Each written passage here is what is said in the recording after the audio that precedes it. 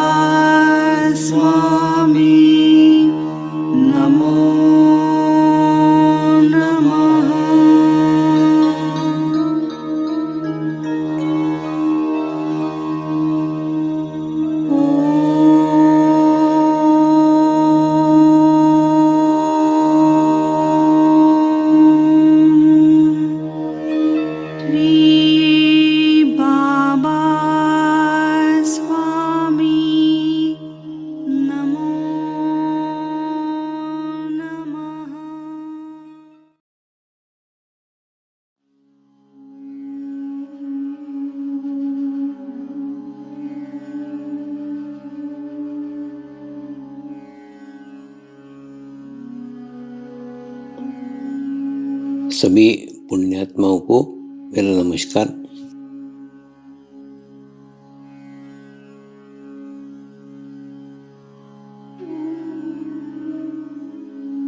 गुरुर्ब्रह्मा गुरुर्विष्णु गुरुर्देवो महेश्वरा, गुरु साक्षात परब्रह्म तस्मै श्री गुरवे नमः।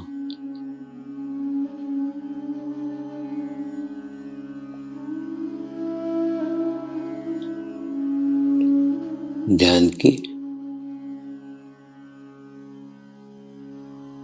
उस स्थिति में जाएंगे जहाँ शरीर भाव पूर्णतः समाप्त हो जाता है।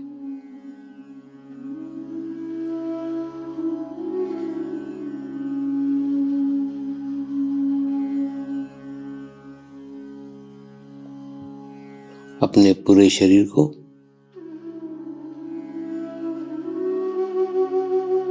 पूर्णतः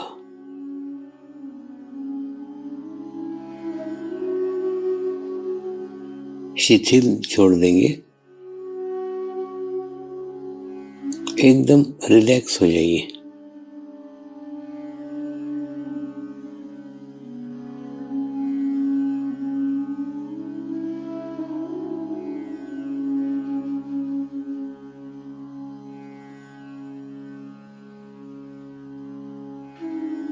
मेरे साथ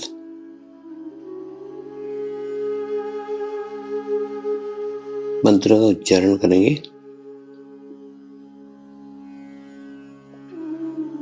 मैं एक पवित्र आत्मा हूँ।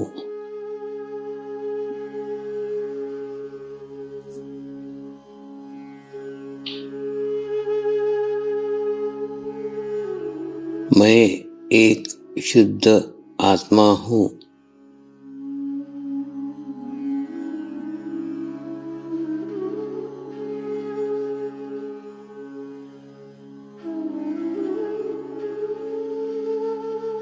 मैं एक पवित्र आत्मा हूँ।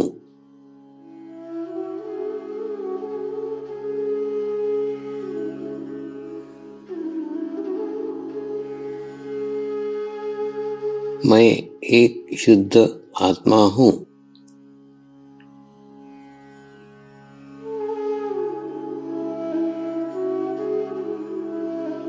मैं एक पवित्र आत्मा हूँ।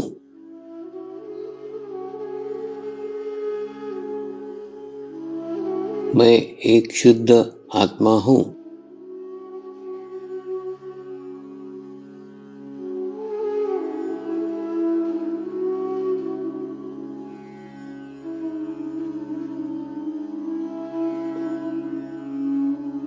अभी इसी आत्मा भाव को बनाए रखते हुए गुरु मंत्र का उच्चारण करेंगे।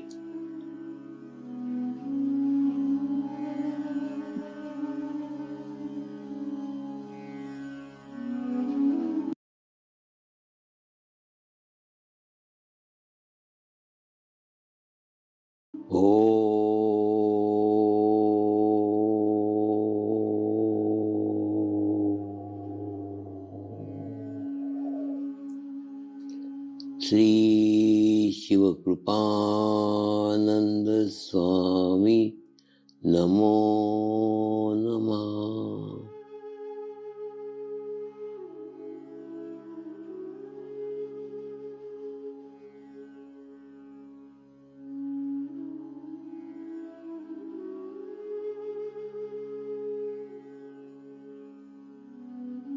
ओम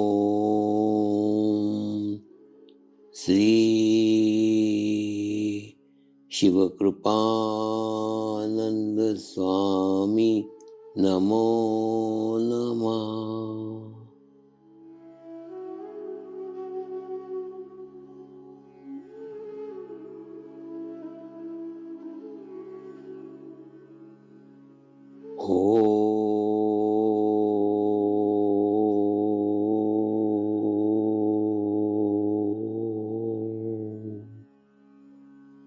श्री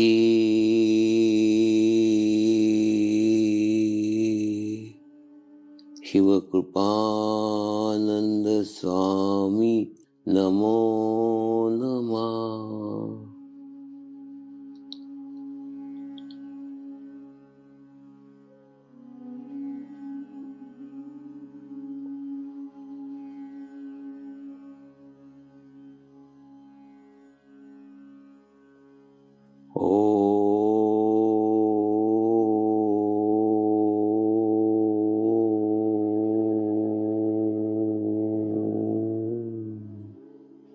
श्री शिवकृपानंद स्वामी नमो नमः।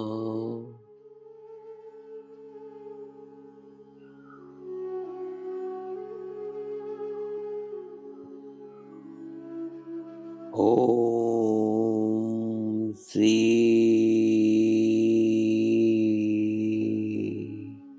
शिवकृपानंद स्वामी नमो नमः।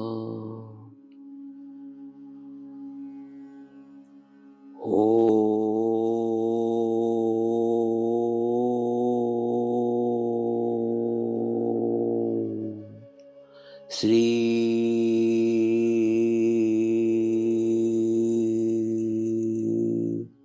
शिवकृपानंद स्वामी नमो नमः।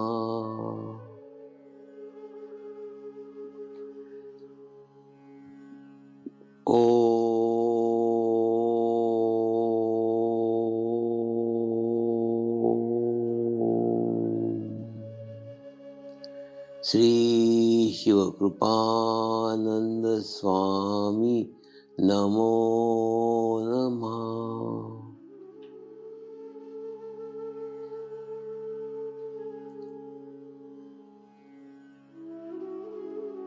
ओम श्री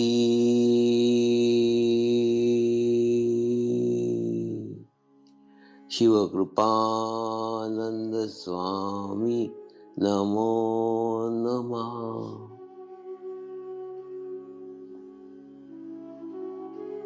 ओम श्री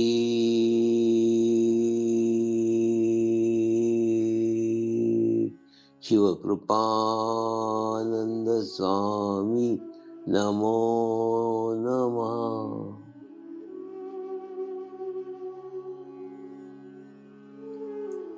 अब आप अपना चित्त सहस्त्रार पे रख के थोड़ी देर के लिए ध्यान में जाएंगे।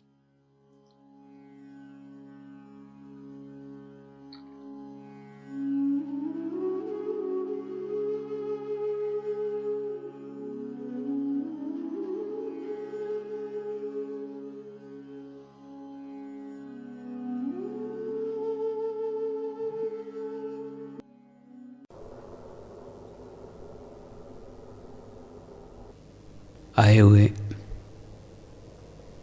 सभी परमात्माओं को मेरा नमस्कार।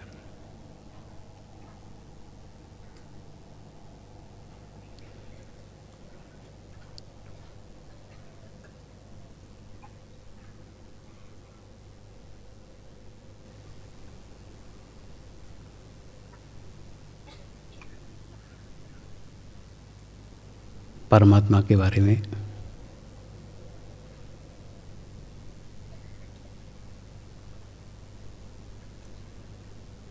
हमारी कल्पना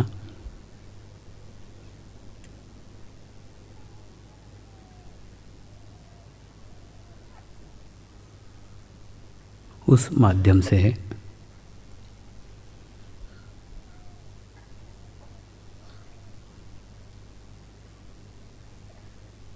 जिस माध्यम से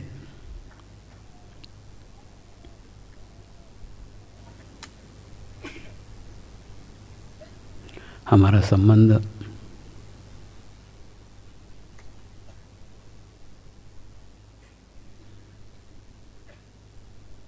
विश्व चेतना के साथ जुड़ जाए।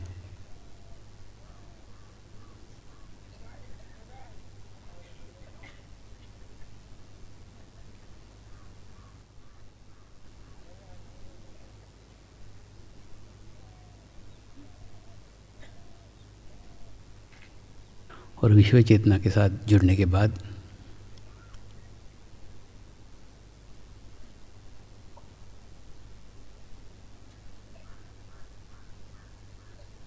हम स्वयं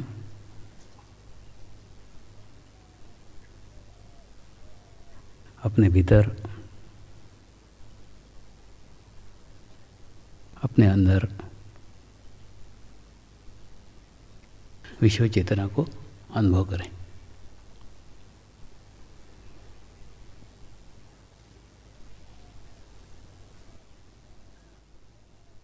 विश्व चेतना की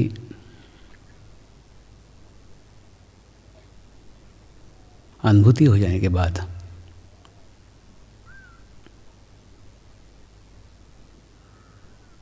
जीवन में पाने के लिए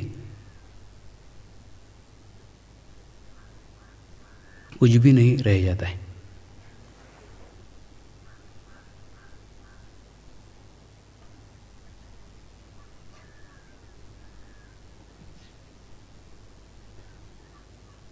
मुझे भी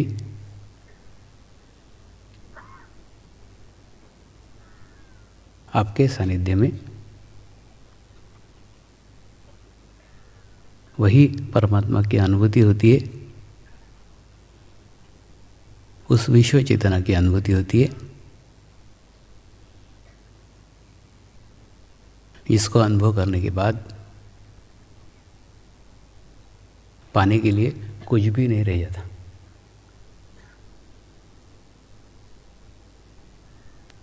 मैं आप प्रत्येक में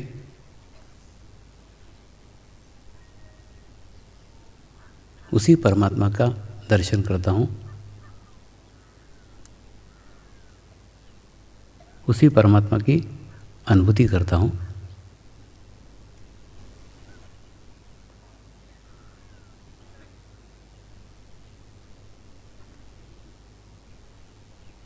और ये अनुभूति की शुरुआत मेरे जीवन में मेरे गुरुदेव से हुई।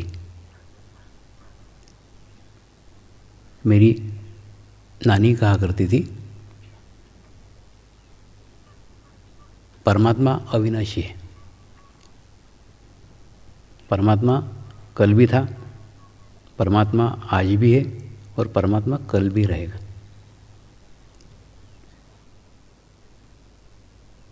इस बात से बचपन में ही मैं समझ गया था कि परमात्मा कोई शरीर नहीं हो सकता। इसलिए नहीं हो सकता क्योंकि कोई भी शरीर शाश्वत नहीं है। कोई भी शरीर ऐसा नहीं है जो कल भी था, आज भी और कल भी रहेगा। इसलिए परमात्मा कोई शरीर हो ही नहीं सकता। इतना जानने के बाद भी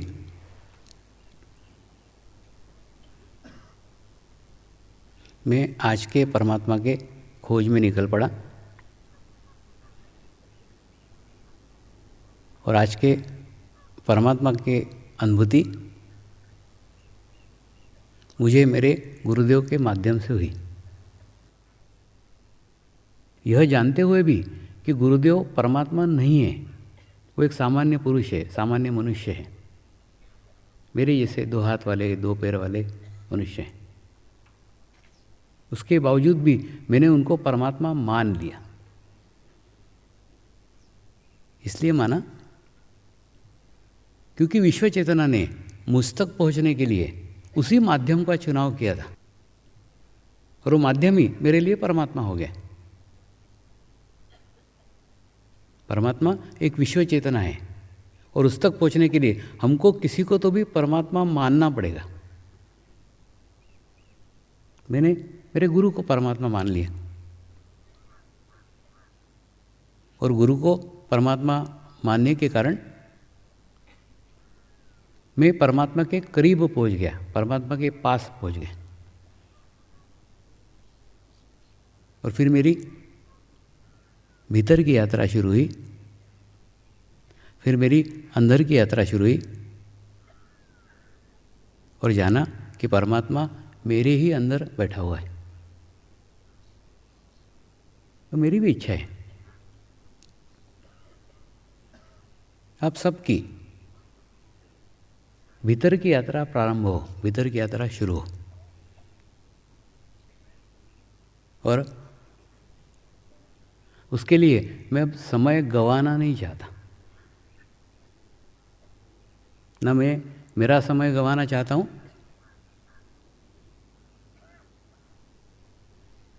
न मैं आपका समय गंवाना चाहता हूँ। मैं चाहता हूँ आप शीघ्र से शीघ्र आप आपके अंतिम छोर तक पहुँचे, अंतिम स्टेशन तक पहुँचे।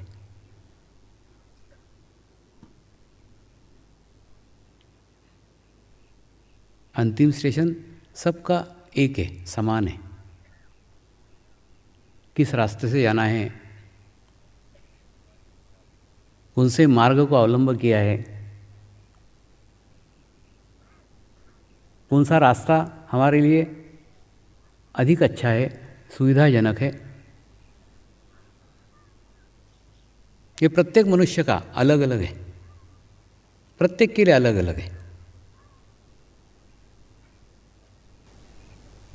इसीलिए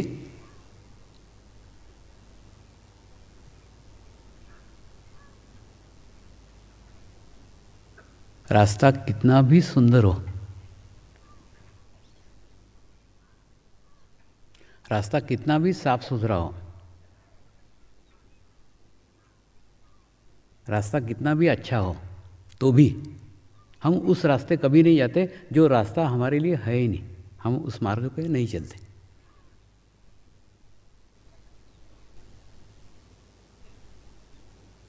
इसलिए जन्मदिन के प्रथम दिन मैं इस शुभ कार्य की शुरुआत करना चाहता हूँ और करने का एक ही माध्यम है, एक ही तरीका है। अपने आत्मा को गुरु बना लो।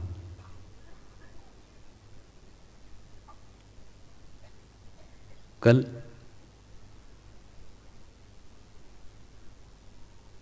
यही हमें सबको ध्यान में करने का है। कल का सुबह का ध्यान मैं स्वयं लूँगा।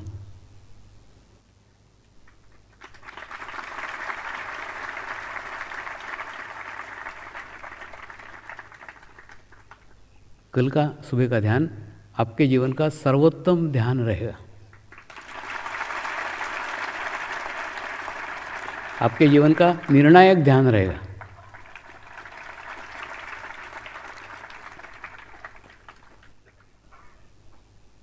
कल अब आपके आत्मा के करीब जाओ, आत्मा के पास जाओ, आत्मा से संपर्क स्थापित करो और संपर्क स्थापित करके उसी से पूछो, जिस रास्ते पे मैं चल रहा हूँ, जिस मार्ग पे मैं चल रहा हूँ, क्या यही मेरा मार्ग है? जिस स्वामी को मैंने स्वामी माना है, क्या यही मेरे स्वामी है? अपने आत्मा को पूछो। अगर आपका उत्तर हाँ में आता है, आएगा, कल आपको सबको उत्तर मिलेगा।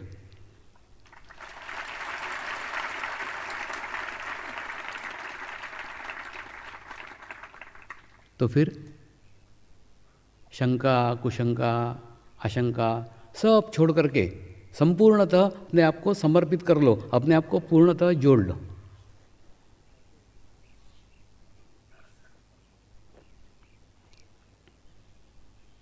और अगर उत्तर ना में आता है तो शांत मत बैठो, खोजो उस माध्यम को, उस गुरु को, जिस गुरु के मार्ग से आपको मोक्ष की प्राप्ति होने वाली।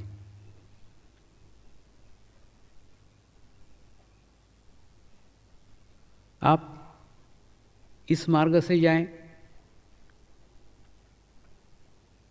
आप किसी अन्य मार्ग से जाएं,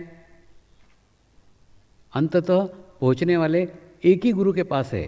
गुरु एक शक्ति है, गुरु एक व्यक्ति नहीं है। लेकिन कल से मुझे आधू अधूरे लोग नहीं चाहिए, संपूर्ण चाहिए, पूर्ण चाहिए। पूर्णतः यहाँ रहो या पूर्णतः वहाँ रहो।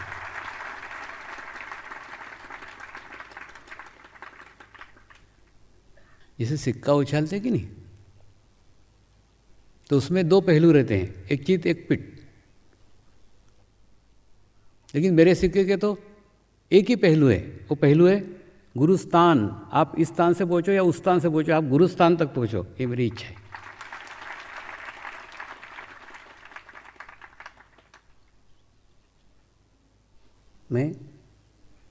मेरा भी समय आपके साथ बर्बाद करना नहीं चाहता और आपका समय भी मेरे साथ बर्बाद करना नहीं चाहता।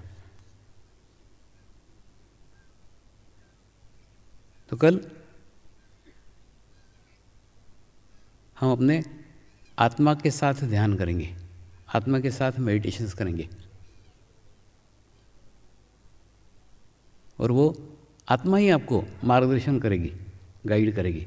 और फिर वो जो कुछ कहेगी उसको सुनो, उसको मानो और उसी रास्ते पे चलो, उसी मार्ग पे चलो। इसी में आपकी भलाई है।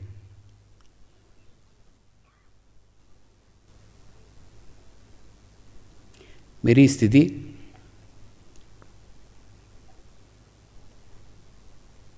एक शुद्ध पानी जैसी स्थिति है। कल सुबह ही मैं तालाब के पास बने फिल्टर प्लांट का पूजन करने गया था। तालाब का पानी एक टंकी में प्रवेश करता है। टंकी में केमिकल प्रोसेसिंग के द्वारा उसको शुद्ध किया जाता है, पवित्र किया जाता है। उसको दूसरे तालाब में छोड़ा जाता है, छोटे से तालाब में छोड़ा जाता है और छोटे से तालाब में फिर केमिकल प्रोसेसिंग की जाती है। उससे उसके अंदर का सब दूषित गंदगी ज़मीन पे बैठ जाती है और स्वच्छ पानी, पवित्र पानी ऊपर रहता है। उसके बाद में फिर एक पगडंडी बनाई गई है, फिर एक रास्ता बनाया गया है जहाँ पे बड़ी बड़ी बालू की रेती के ढेर हैं। उसके बाद में फिर छोटी बालू के रेती के ढेर हैं। उसके बाद में फिर और बारीक बालू के रेती के ढेर हैं। इन तीनों ढेरों में से वो पानी गुजरता है और गुजरने के बाद में जब नीचे गिरता है तो एकदम शुद्ध है, एकदम पवित्र है। उसको लेबोरेटरी टेस्ट भी करके आए हैं। वो शुद्ध पानी आपके नहाने के लिए इस्तेमाल किया जा रहा है। ऐसी स्थिति, उस शुद्ध पानी जैसी स्थिति मैं स्वयं की महसूस करता हूँ। जैसे एक आधा चित्रकार रहता है ना, चित्रकार को अगर कोई कलर्स बनाने के हैं तो उसको शुद्ध पानी चाहिए, एकदम साफ पानी। काला भी रंग बनाने का है तो भी उसको मटमेला पानी नहीं चाहिए, उसको सफ़ेद पानी चाहिए, एकदम साफ पानी चाहिए, ताकि वो काला भी रंग बनाए तो एकदम काला रंग बने, या नीला भी रंग बनाए तो एकदम नीला रंग बने, लाल भी रंग बनाए तो एकदम लाल रंग बने।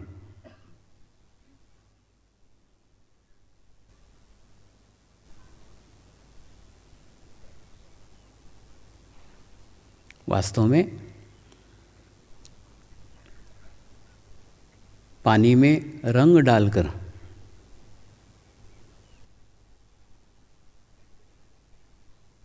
हम पानी का संपूर्ण उपयोग नहीं कर रहे हैं। पानी में काला रंग डाल करके उसको काला कर सकते हैं, पानी में लाल रंग डाल करके उसको लाल कर सकते हैं, पानी में पीला रंग डाल करके उसको पीला कर सकते हैं।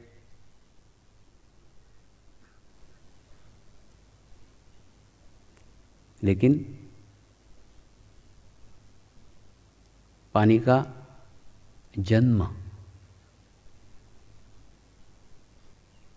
रंगित होने के लिए नहीं हुआ है।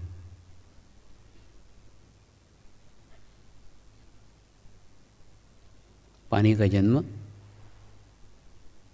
एक प्यासे की प्यास बुझाने के लिए हुआ है,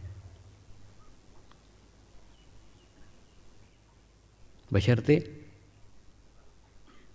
उस पानी के करीब, उस पानी के पास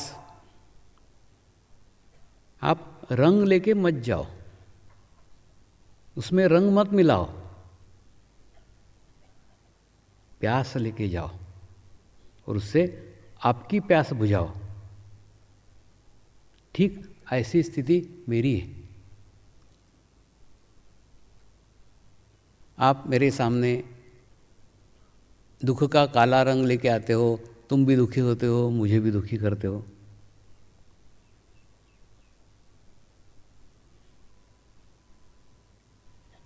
व्यवहारिक समस्या लेके आते हो, मैं भी जैसा आपका गाना वैसा मेरा बजाना, मैं आपसे जो बातचीत कर रहा हूँ वास्तव में वो आपका प्रतिबिंब है।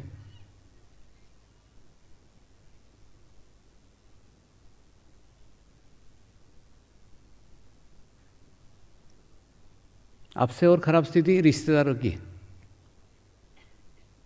वहाँ मौन हो जाता हूँ। मौन इसलिए हो जाता हूँ क्योंकि वही उनके घरगुती बातें बताते रहते जिसमें कुछ रस नहीं रहता है।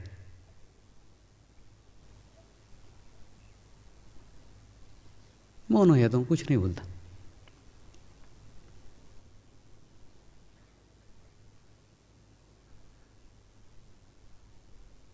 एक ही प्रश्न दो साधक पूछते हैं, दोनों के उत्तर अलग अलग रहते हैं, दोनों का उत्तर का स्तर अलग अलग रहता है।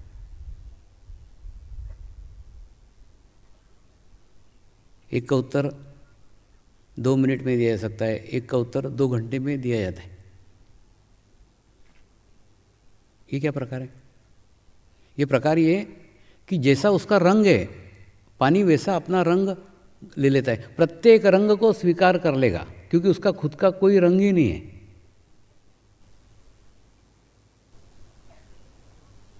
लेकिन पानी रंगने के लिए नहीं है, पानी रंगित करने के लिए नहीं है, पानी प्यास बुझाने के लिए।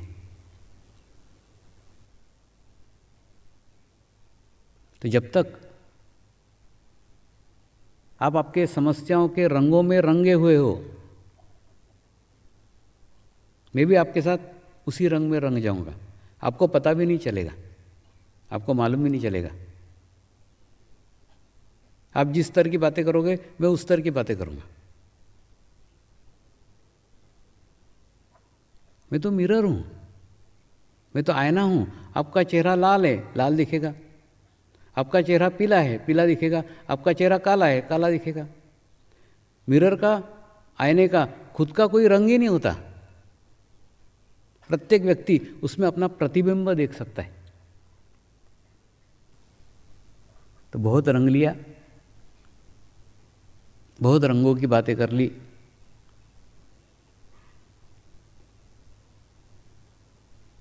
बहुत रंगों में दंग हो गए। अब उस रंगों से बाहर निकलो,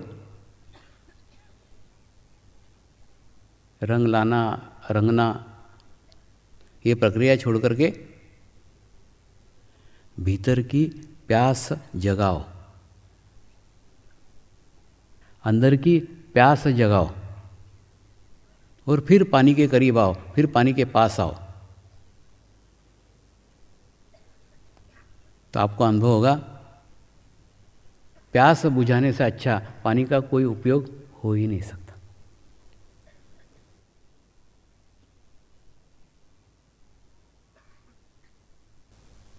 ऐसी ही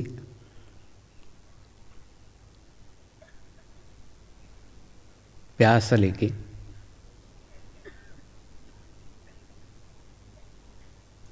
मैं शिव बाबा रूपी पानी के करीब गया था।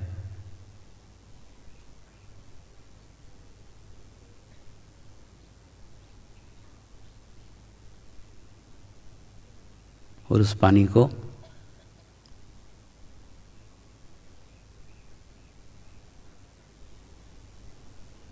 पीने के बाद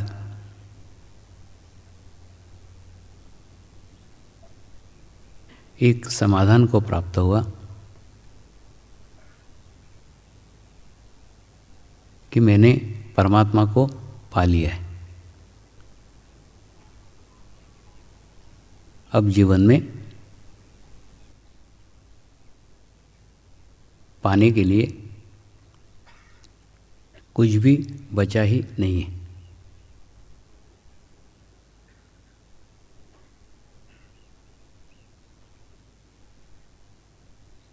यह एक समाधान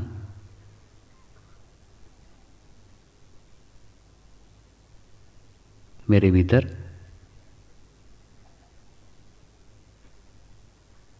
एक आध्यात्मिक क्रांति लाया।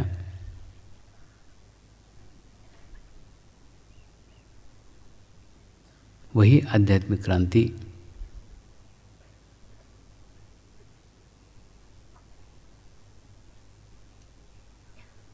आपके जीवन में भी आए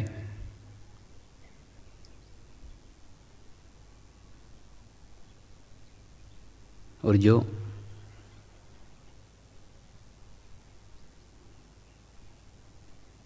पानी पीकर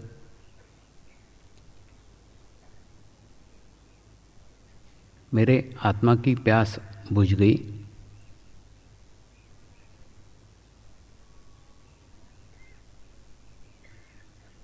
और मुझे तृप्ति प्राप्त हुई, वही तृप्ति, वही समाधान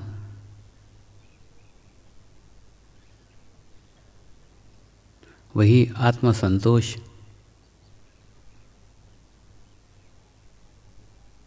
आपको भी प्राप्त हो।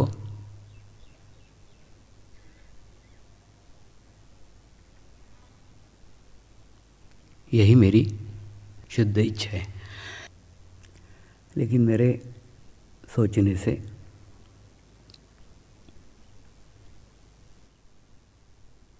शुद्ध पानी के सोचने से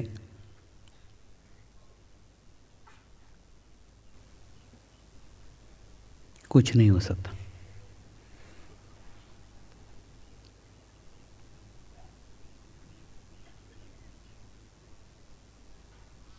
जब तक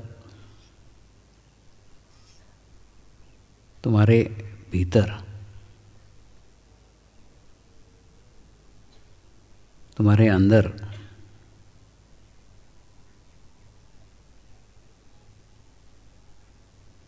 वो आत्मा की प्यास नहीं जगती,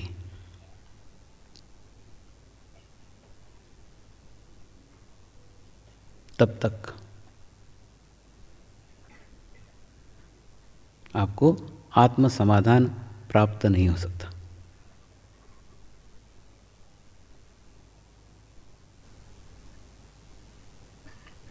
प्यास जगाना, न जगाना,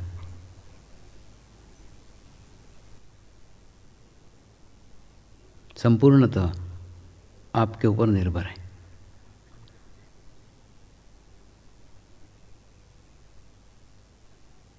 एक दिन का अवधि है। इस एक अवधि का उपयोग आपको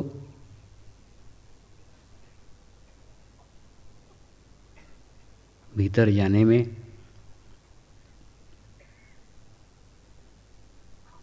भीतर पहुंचने में,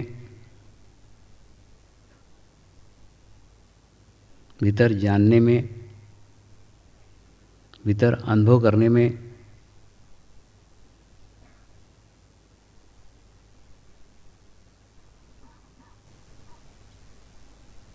करने का है।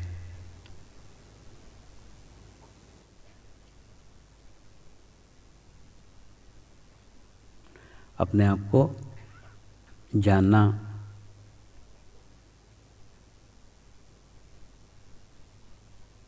अपने आप को पहचानना, यही समर्पण ध्यान है।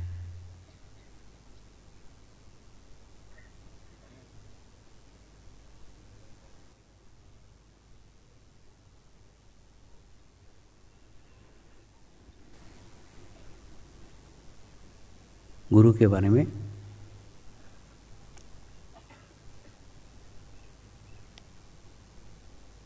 हमारी कल्पना पुस्तकों के ऊपर आधारित है।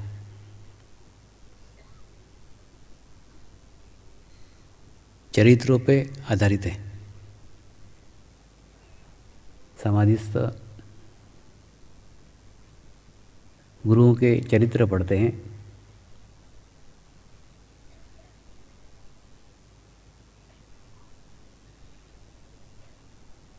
समाधिस्थ गुरु के चित्र देखते हैं,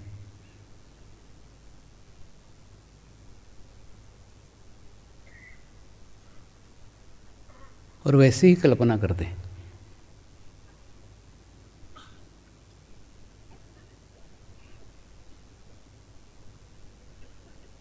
लेकिन वह चरित्र भूतकाल के हैं, वो चित्र भूतकाल के हैं, और हम जीवंत काल के हैं, हम वर्तमान काल के हैं। इस बात का एहसास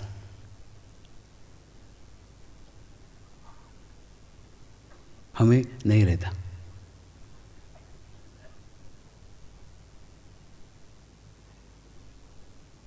कलकत्ते में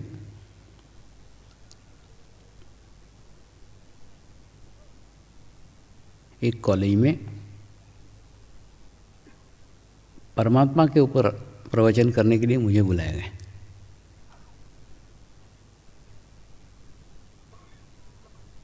तो उन कॉलेज के बच्चों को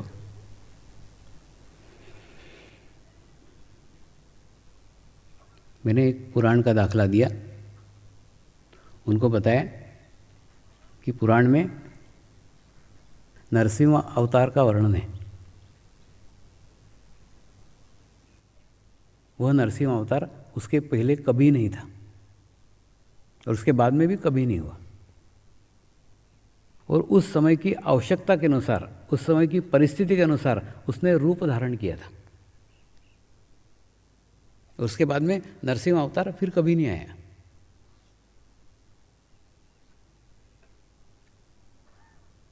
इससे दो संदेश मिलते हैं।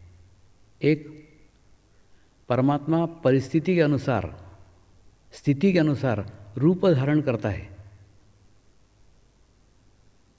तो आज का परमात्मा आज के जैसा होगा, वर्तमान स्वरूप का होगा, तभी आप उसके करीब और वो आपके करीब पहुंच सकता है। दूसरा, उसी रूप को वो दोबारा कभी नहीं लेता। तो अगर गुरु के एक रूप को आप पकड़ करके बैठे हो कि गुरु यानी ये,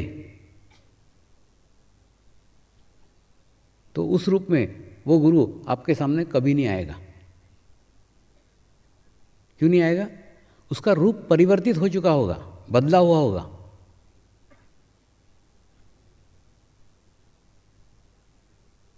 तो हमारे कल्पना में, हमारे वास्तव में बहुत बड़ा अंतर है। कई बार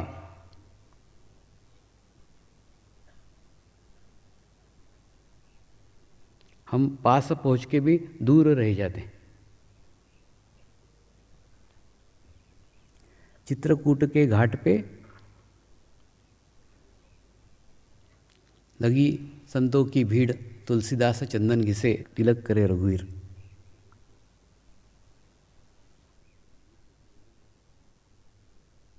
कहा गया है, वैसा ही कुछ हो जाता है। हम जिसे ढूंढते रहते हैं, हम जिसे खोजते रहते हैं, हम जिसे पुकारते रहते हैं,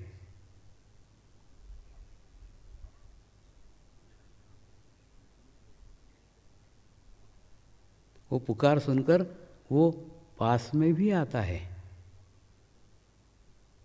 वो करीब भी आता है। लेकिन उसके बावजूद भी उसे देखने की दृष्टि हमारे पास नहीं होती।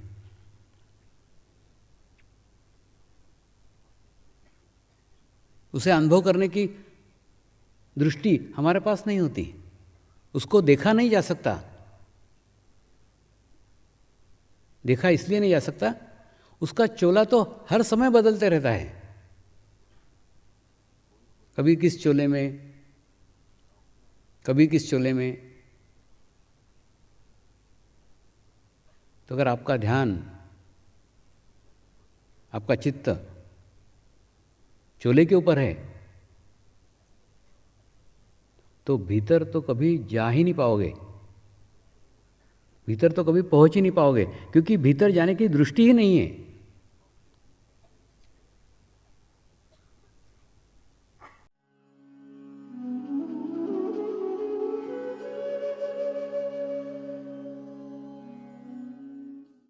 अब हम प्रार्थना करेंगे सभी आत्माओं की आत्म उन्नति हो, आध्यात्मिक प्रगति हो। यही हमारी प्रभु से प्रार्थना है। नमस्कार। जय आत्मेश्वर।